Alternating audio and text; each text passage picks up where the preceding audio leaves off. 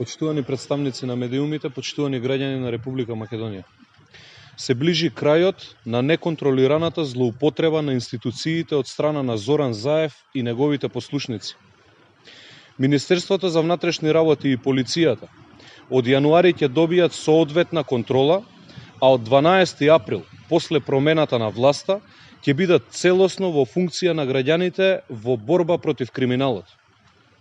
Зоран Заев и Оливер Спасовски го знаат тоа. И сега, на 40 денови пред заминување и формирање на техничка влада, преземаат очајнички чекори во обид да го задржат политичкото влијание врз полицијата. Оливер Спасовски со мали прекини е веќе 4 години прв човек во министерството.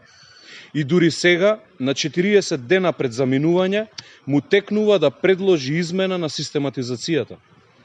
Подценувачки и за граѓаните и за вработените во МВР.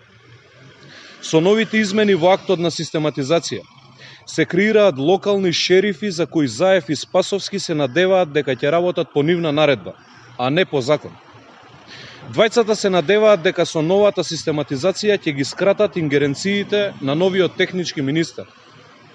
Заев и Спасовски гледаат дека губат и затоа се обидуваат да формираат посебни полициски единици кои сакаат да им бидат под целосна партиска команда.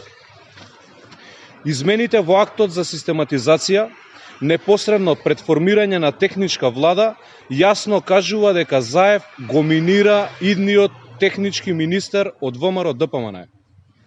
На Заев не му одговара независно МВР. Заев и Спасовски сакаат полиција под контрола на партијата. Измените во актот на систематизација се изигрување на договорите помеѓу политичките чинители во Република Македонија. Реформи во политиката се неопходни, но не на овој начин. ВМРО ДПМН бара Заев и Спасовски да ја повлечат систематизацијата и да престанат да се играат со државата и со институциите.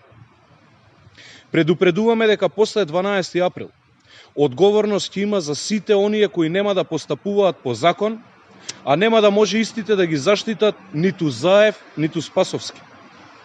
Ги охрабруваме честните професионалци во МВР да продолжат да ги документираат сите незаконитости и да информираат за скандалозното раководење. Граѓаните не се плашат од заканите на партиските шерифи на Социјалдемократскиот сојуз. На граѓаните им е прекуглава од лошите политики, нарушената безбедност и целата несигурност во изминативе 3 години. На 12 април Социјалдемократскиот сојуз заминува во историјата. Ви благодарам.